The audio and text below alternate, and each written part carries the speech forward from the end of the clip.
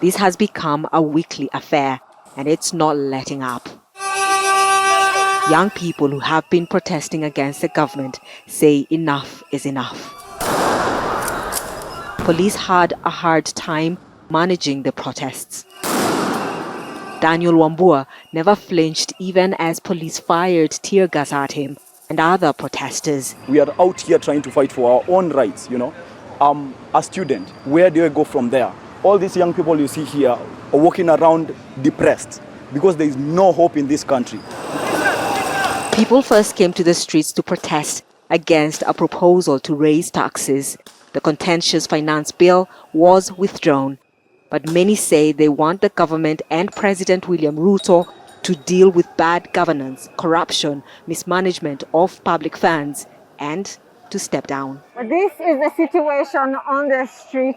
The police sometimes appear overwhelmed. They are using tear gas, but some of the protesters are also using stones, and they are not afraid. So they're saying that they are going to stay here until their demands are met. No dialogue! No dialogue! The protests are not just happening in Nairobi. Demonstrations happened in 23 out of 47 counties across the country.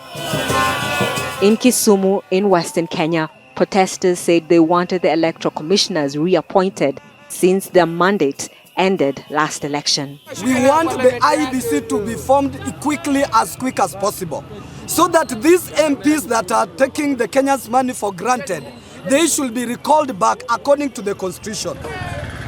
Since the start of protests, President Ruto has yielded to some demands. But scenes like this are not making things easier.